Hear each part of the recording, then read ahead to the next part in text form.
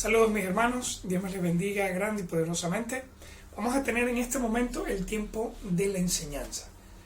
Y como saben, vamos a estar continuando con nuestro estudio de Primera de Pedro. Una carta escrita para creyentes que se encontraban en diferentes partes del Imperio Romano y estaban sufriendo una intensa persecución, por lo que el apóstol Pedro se anima a escribirles para que ellos entiendan lo que significa ser parte de los planes de Dios y vivir como creyentes en un mundo que no está buscando al Señor. Creo que como cristianos nos hacemos la expectativa de que vivir para Cristo va a traer una vida fácil, va a traer una vida simple, sencilla, llena de bendiciones, y ciertamente vivir para Cristo trae mucha bendición y trae mucho sentido y mucho significado, pero no podemos negar que también tiene sus dificultades y tiene sus complejidades. Por eso el apóstol Pedro escribe esta carta para que podamos entender cómo ser participantes de la vida cristiana. El día de hoy vamos a estar continuando con el capítulo 2, versículo 9, fue donde quedamos la semana pasada. Y este capítulo, o en este versículo nos dice así: mas vosotros sois linaje escogido, real sacerdocio, nación santa, pueblo adquirido por Dios, para que anunciéis las virtudes de aquel que os llamó de las tinieblas a su luz admirable. Vosotros que en otro tiempo no erais pueblo, pero ahora sois pueblo de Dios, que en otro tiempo no habéis alcanzado misericordia, pero ahora habéis alcanzado misericordia. El apóstol Pedro nos invita a reflexionar en los paralelos que hay entre la historia de Israel y la iglesia. No está diciendo que la iglesia es la nueva Israel, o que Israel es la iglesia, pero dibuja algunos paralelos. El pueblo de Israel fue liberado de la esclavitud en Egipto a través de la ceremonia de la Pascua, donde la sangre del cordero impidió que fueran alcanzados por la muerte. Luego tuvieron que peregrinar atravesando diferentes dificultades y pruebas a través del desierto, donde se convirtieron en sacerdotes para luego llegar a la tierra prometida. Ahora el apóstol Pedro nos dice que nosotros, los creyentes, hemos sido rescatados de la esclavitud del pecado a través de la sangre de Cristo.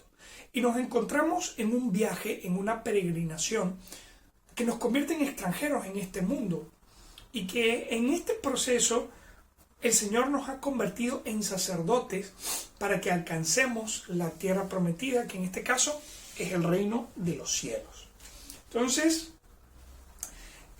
versículo 11 nos dice así: amados, yo os ruego como a extranjeros y peregrinos que os abstengáis de los deseos carnales que batallan contra el alma, manteniendo buena vuestra manera de vivir entre los gentiles, para que en lo que murmuran de vosotros como de malhechores, glorifiquen a Dios en el día de la visitación al considerar vuestras buenas obras. Hermanos, cuando el cristianismo nació, estaba en pleno auge el Imperio Romano. Y la cabeza del Imperio Romano era el emperador, el César, quien no solamente se identificaba como un líder político, sino también como un líder espiritual. El César se autoproclamó ser Dios en la tierra.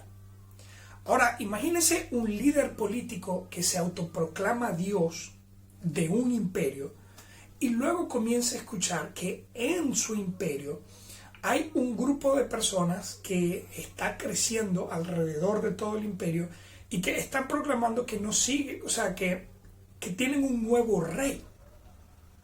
Y que ese rey es el verdadero dueño, el verdadero Señor sobre el cielo y sobre la tierra.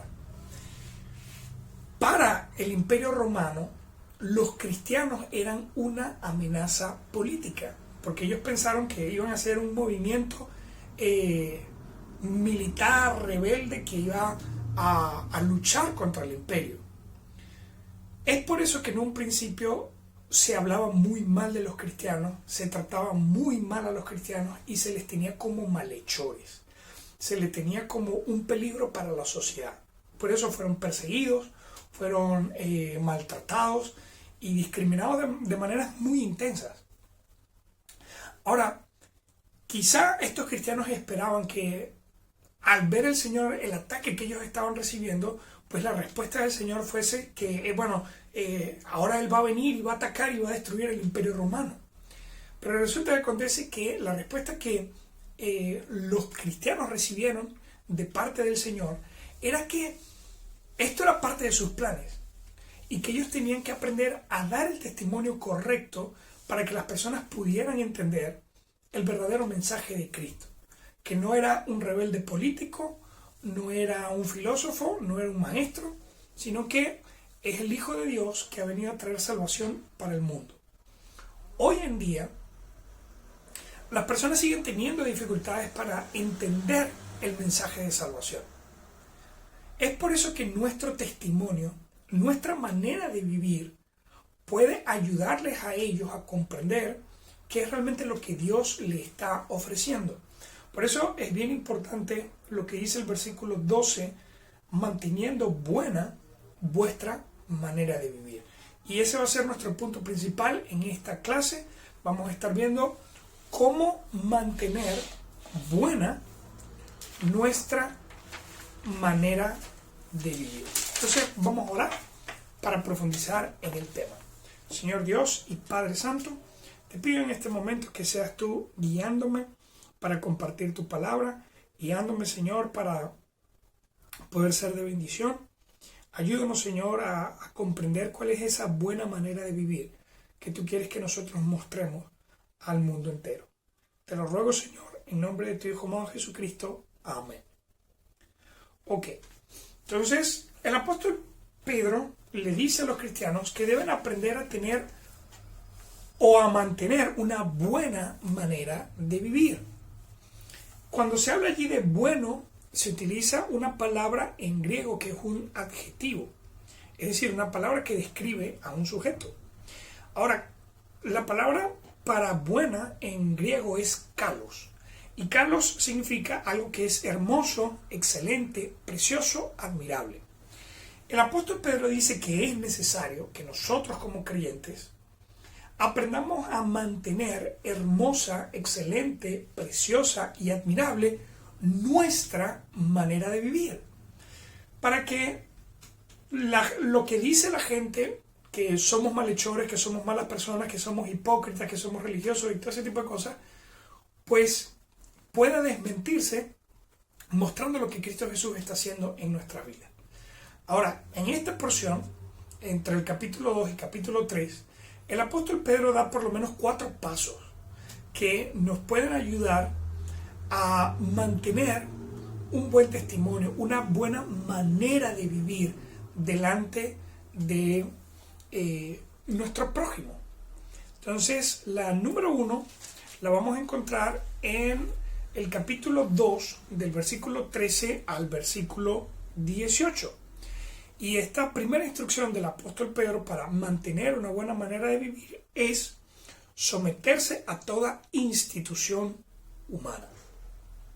Dice, por causa del Señor, someteos a toda institución humana, ya sea al rey como superior, ya a los gobernadores como por él enviados para castigo de los malhechores y alabanza de los que hacen bien, porque esta es la voluntad de Dios, que haciendo bien hagáis callar la ignorancia de los hombres insensatos, como libres, no como los que tienen libertad como pretexto para hacer lo malo, sino como siervos de Dios. Honrad a todos, amad a los hermanos, temed a Dios, honrad al rey. Criados, estad sujetos con todo respeto a vuestros amos, no solamente los buenos y afables, sino también a los difíciles de soportar. Ahora, el apóstol Pedro toca aquí 2 puntos, ¿verdad? El primero, o pudiéramos hablar de 3. Primero, instituciones, ¿verdad? Instituciones humanas, el rey y luego los amos.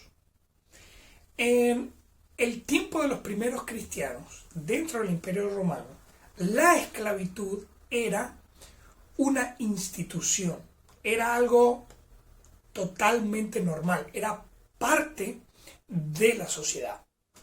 Claro, hubo un tiempo en que la esclavitud tenía características razonables, por así decirlo, pero con el tiempo se fue viciando hasta convertirse en algo totalmente descabellado. Pero es importante recordar que la esclavitud no es del tiempo romano. Aún la ley de los judíos permitía a los judíos tener esclavos cuando una persona tenía una deuda que no podía pagar. Ahora, lo interesante acá es que el apóstol Pedro dice, tenemos que respetar las instituciones humanas, tenemos que honrar al rey, y los que tienen amos tienen que aprender a servirles de la manera correcta. Entonces, uno esperaría, o mejor dicho, de verdad cuesta un poco que escuchemos de parte de un líder espiritual la exhortación de respetar y sujetarnos a instituciones humanas, gubernamentales, políticas, que normalmente tenemos etiquetadas como corruptas, tramposas, impías, qué sé yo. El tema está en que un principio bíblico es que Dios trabaja con las autoridades. Dios ha establecido 3 instituciones principales para su autoridad: el hogar, la iglesia y el gobierno. En el hogar, el padre es representante de Dios, de la autoridad de Dios. En la iglesia, el pastor es representante de la autoridad de Dios. Pero en el gobierno, los presidentes, gobernadores y todos los que tienen responsabilidades son representantes de la autoridad de Dios. Ahora, sé que este es un tema un poco delicado, sobre todo en Venezuela, porque hoy vemos a el presidente y si nos ponemos a examinarlo, pues creo que para muy pocas personas quizá cumple todos los requisitos o todas las expectativas que uno espera de una persona que cumple ese cargo. Pero lo tremendo es que el Señor nos llama a honrar a esta persona. Y es como el mandamiento de honra a tu padre y a tu madre. El Señor no manda a honrar a los buenos padres, no manda a honrar a las buenas madres. Él dice, todo el que es papá, todo el que es mamá, merece honra. Si te abandonó, si no te crió, si fue bueno, si fue malo, hónralo, porque de esa manera tú estás honrando a Dios. Y lo mismo pasa con el gobierno. Quizá el presidente no es sinónimo de una conducta espiritual y bíblica, pero Dios nos manda a respetar su posición. Ahora, eso no quiere decir que yo apruebo las decisiones que él toma. Eso no quiere decir que yo estoy a favor de las cosas que él toma, pero él está el líder está en esa posición y uno básicamente respeta en la posición, ¿sí?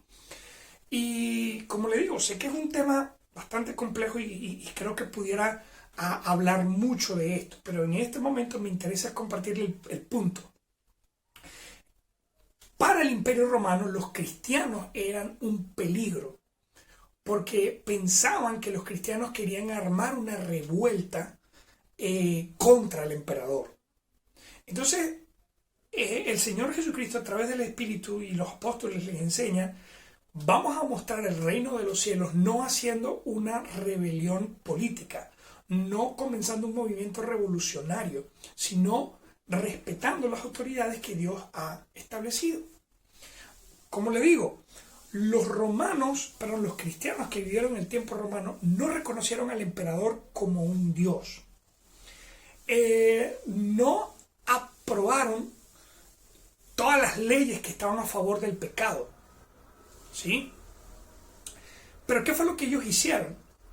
Ellos no armaron revueltas, no faltaron el respeto, sino que todas las leyes políticas que se ajustaban a los principios de Dios los cumplieron y los obedecieron.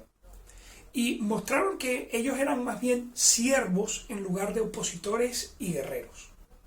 Y esa es la meta, creo que ese es el espíritu, creo que esa es la actitud que hoy en día los cristianos debemos tener. Yo entiendo que usted tiene una posición, yo entiendo que usted tiene una opinión sobre política, pero como cristianos estamos llamados a identificarnos más con lo espiritual que con lo terrenal y con lo político, ¿sí? Sería una bendición que nadie sepa si usted está a favor o en contra, ¿sí? Porque la gente no necesita saber de eso, pero la gente sí necesita saber de usted que usted está a favor del reino de los cielos, que usted está sirviendo al reino de los cielos y que usted quiere ayudar a otros a llegar al reino de los cielos. Entonces, qué tremendo, porque los cristianos de ese tiempo no lucharon contra el imperio romano, sino que más bien aprendieron a transformarlo. Un ejemplo que le doy, la posición de amo y esclavo. Los cristianos no predicaron contra la esclavitud, los cristianos no armaron protestas, no armaron campañas contra la esclavitud, sino que más bien le predicaron al amo y le predicaron al esclavo. Y al amo le enseñaron, ese esclavo es otro ser humano, tiene dignidad, tiene valor a los ojos de Dios. Entonces, si tú amas a Dios, debes cuidar a tu esclavo. Al mismo tiempo enseñaron al esclavo de que, mira, quizá tu jefe no es el mejor, no es el más dócil, el más amable, el mejor amo, pero si tú amas al Señor, debes obedecer y respetar a tu amo por amor al Señor. Entonces, cuando el amo recibió a Cristo y cuando el esclavo recibieron a Cristo, aprendieron a tener una nueva relación. Y para el mundo romano fue algo impactante ver cómo amos cristianos cuidaban a sus esclavos y cómo esclavos cristianos eran fieles, obedientes y servían de corazón a sus amos. Y eso permitió que el testimonio de Cristo comenzara a crecer y a propagarse, no por rebelión, no por opiniones o posiciones políticas, sino por la transformación en esos roles. Entonces, como cristianos, ese es el trabajo que debemos hacer. No ponernos a luchar contra la ley y las instituciones, sino más bien transformar a los que son parte de esas instituciones, ¿sí? Entonces, no ganamos terreno haciendo propaganda política, ganamos terreno llevando el evangelio a los que están en esas instituciones. Y como cristianos estamos súper claros que podemos obedecer las leyes del gobierno siempre y cuando estas leyes respeten los principios de Dios.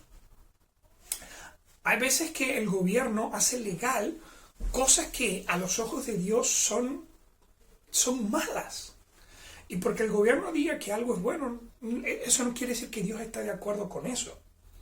Entonces, comprenda que Dios sabe utilizar a cada gobierno humano, ¿sí? No se ponga a cuestionar qué está haciendo Dios con un gobierno, sino más bien trate de entender el plan que tiene Dios con la situación que permite en cada gobierno. Como le digo, sé que este es un tema bastante sensible en este momento y hay mucha tela que cortar, pero no estamos hablando de política, estamos hablando de la carta de Pedro.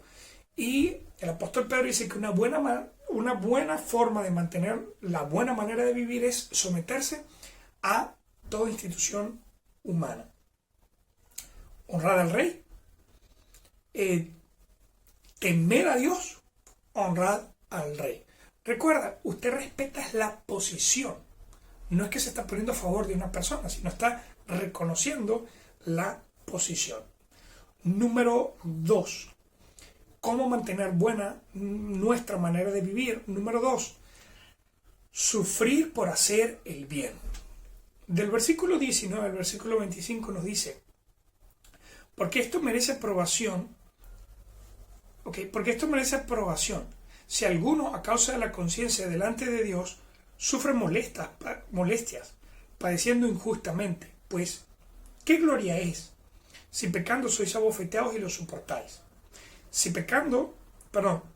Mas si haciendo lo bueno sufrís y lo soportáis, esto ciertamente es aprobado delante de Dios. Pues para esto fuisteis llamados, porque también Cristo padeció por nosotros, dejándonos ejemplo para que sigáis sus pisadas.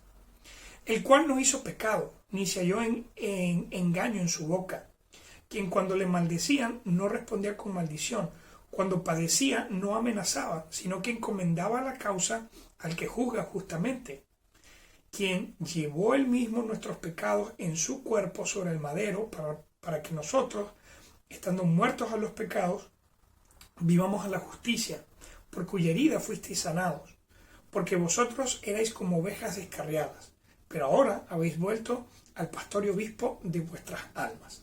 Entonces, la Biblia quiere que nosotros entendamos algo muy básico. El Señor nos está llamando a tener una vida justa, es decir, no hago trampa, no consiento lo malo, no rompo las reglas. Tengo un trabajo y un estilo limpio. El problema es que Dios nos llama a vivir de una manera justa en un mundo que es injusto. Entonces, algunos creen que la manera de ser justo en un mundo injusto es aprender a hacer las trampas del injusto, ¿verdad? Pero la Biblia enseña todo lo opuesto. Para ser justo en un mundo injusto, tú tienes que darte cuenta que vas a tener que pagar el precio por hacer lo bueno, por hacer lo correcto, cuando nadie quiere hacerlo, cuando los demás no te van a apoyar por hacer lo correcto. Entonces, cuando nos parece que esto sea muy difícil de hacer, entonces debemos poner nuestros ojos en el ejemplo de Cristo. El Señor Jesucristo, para vencer la maldad, tuvo que sufrir por hacer lo bueno. Él era completamente inocente, no tenía culpa absolutamente de nada, pero tuvo que sufrir humillación, tortura, dolor de parte de la gente injusta, poder traerlos a salvación. Entonces, hoy en día, nosotros estamos llamados a recrear la vida de Cristo, estando dispuestos a sufrir por hacer lo bueno, a sufrir por hacer lo correcto. El Señor dice, si tú sufres por tu pecado, pues es lógico. Si sufres consecuencias por malas decisiones o por hacer cosas malas, pues es lo más normal, es lo más natural. Pero que alguien esté dispuesto a sufrir por algo. O sea, estás dispuesto a sufrir por lo correcto, por lo justo, por lo verdadero. El Señor dice, ahí es cuando mereces recompensa, porque justamente ese fue el ejemplo de Cristo. Entonces, ¿cómo mantener una buena manera de vivir? Sométase a todas las instituciones, respete las reglas, respete las leyes, siempre y cuando éstas vayan acorde a la ley de Dios. Número 2, sufrir por hacer el bien.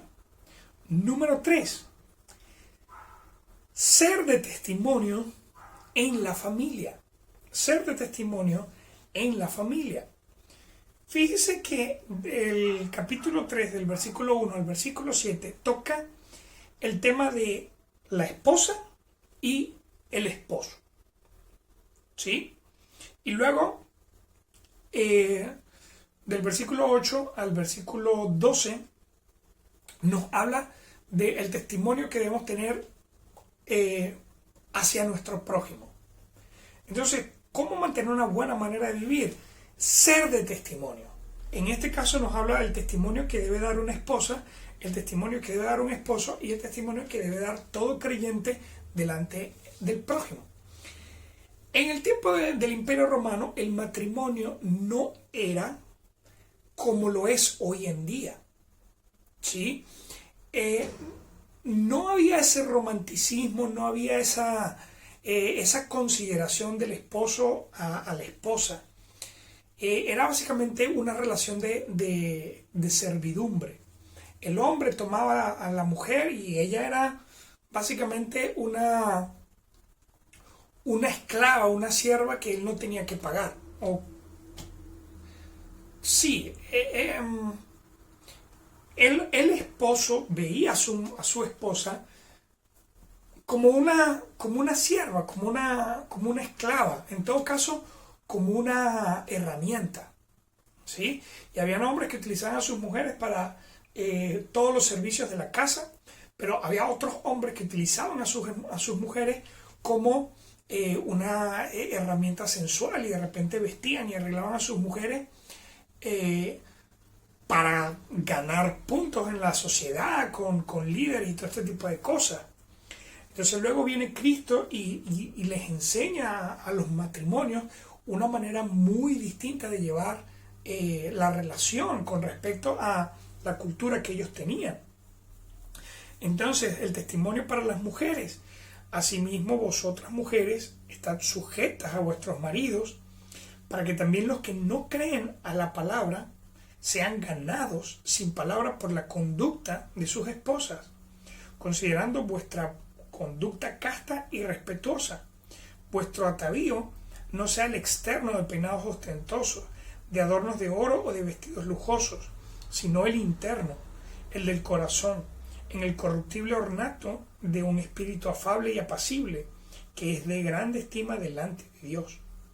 Porque así también se ataviaban en otro tiempo aquellas santas mujeres que esperaban en Dios, estando sujetas a sus maridos, como Sara obedecía a Abraham, llamándole Señor, de la cual vosotros habéis venido a ser hijas, si hacéis el bien, sin temer ninguna amenaza.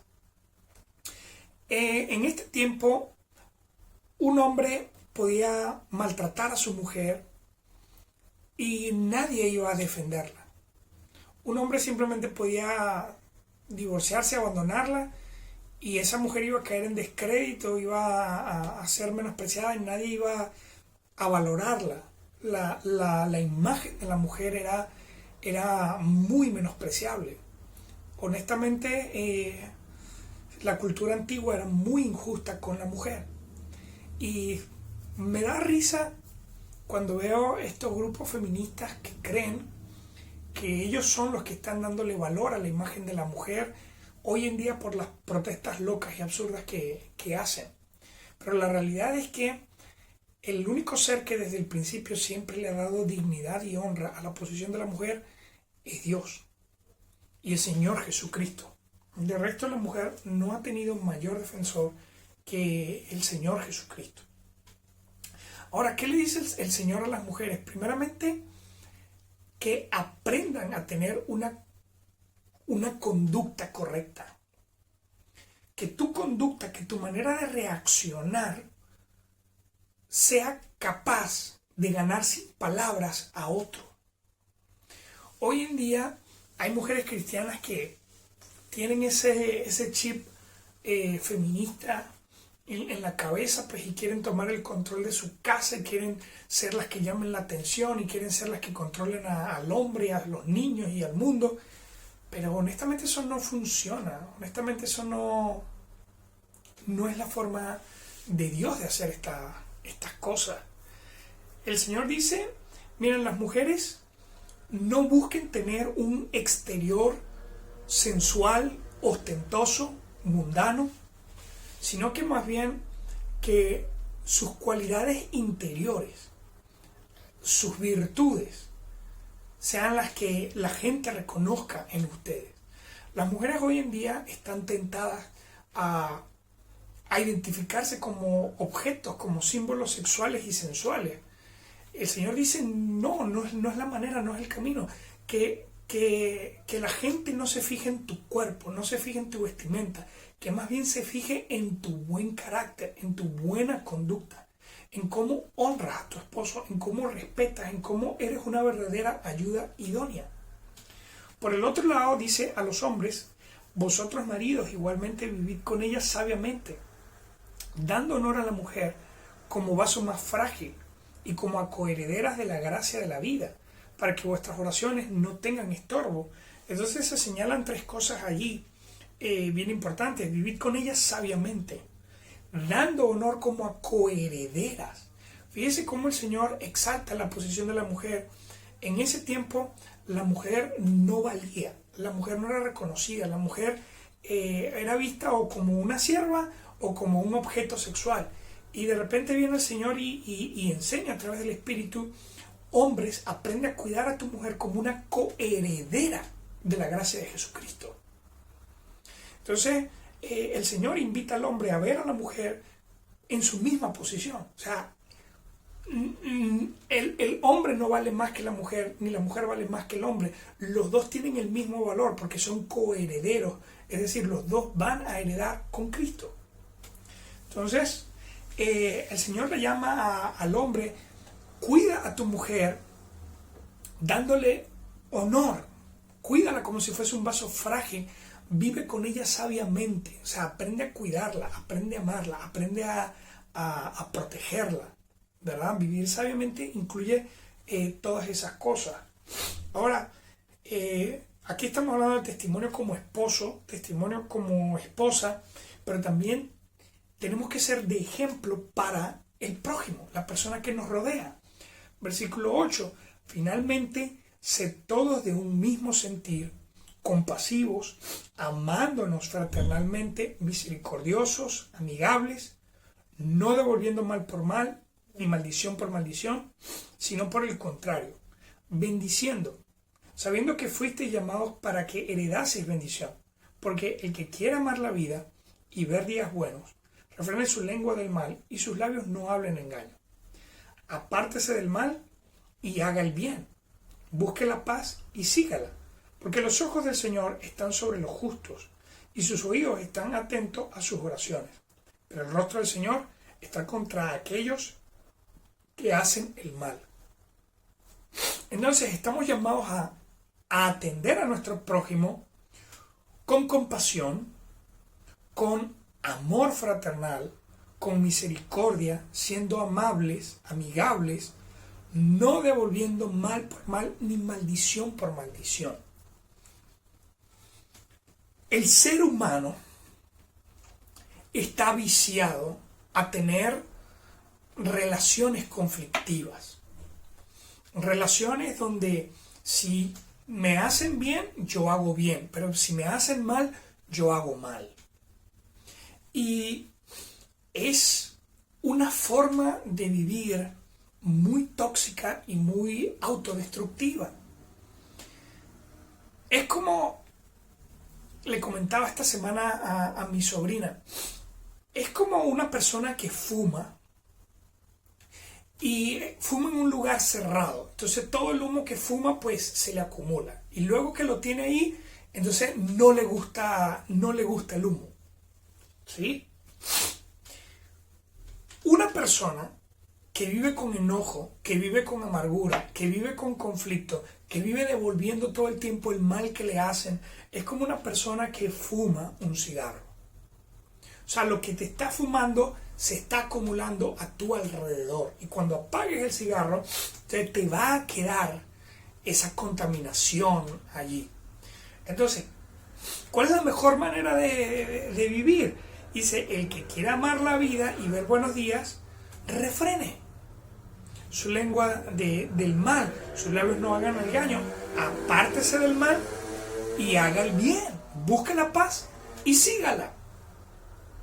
Hay gente en este mundo que no quiere paz, hay gente que lo que quiere es un conflicto, lo que quiere es una guerra, y mientras tenga una contraparte que le lleve el conflicto y le avive el problema, entonces ahí va a estar intenso todo el tiempo.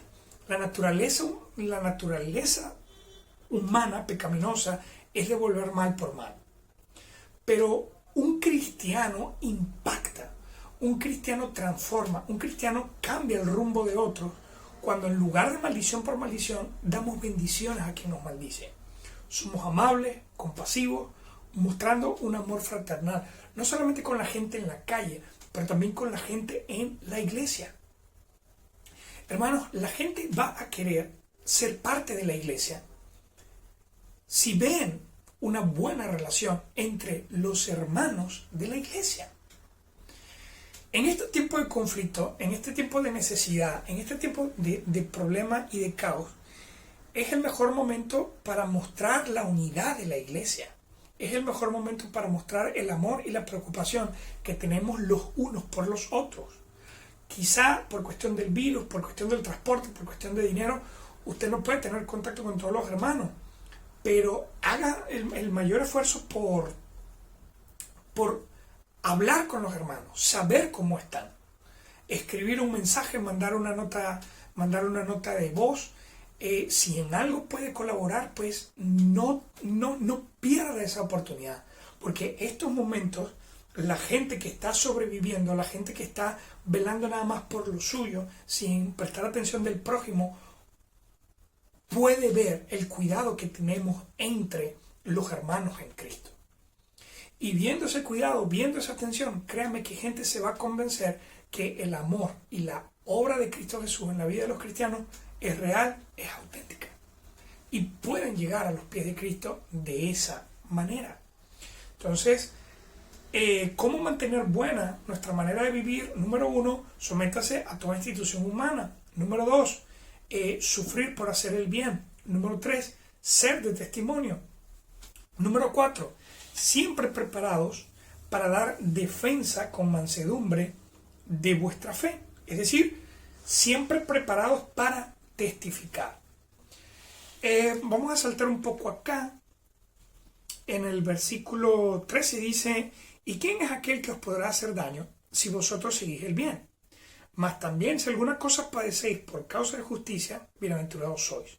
Por tanto, no os amedrentéis por temor de ellos, ni os conturbéis, sino santificad a Dios el Señor en vuestros corazones, y estad siempre preparados para presentar defensa con mansedumbre y reverencia ante todo el que os demande razón de la esperanza que hay en vosotros, teniendo buena conciencia, para que en lo que murmuran de vosotros como malhechores, sean avergonzados los que calumnian vuestra buena conducta en Cristo.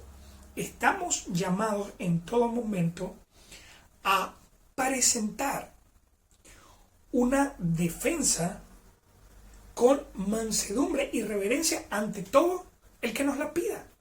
Escúchenme bien, si usted está viviendo de la manera correcta para Cristo Jesús, en algún momento usted va a llamar la atención del que está viviendo de una manera distinta. Cuando la gente ve que nosotros actuamos como extranjeros de este mundo, que no nos comportamos como los demás, que no tomamos decisiones como los demás, que realmente vivimos de una manera que, bien, cualquier persona en la calle no vive así. Vamos a llamar la atención de la persona, y en ese momento que llamemos la atención, la gente nos va a pedir razón.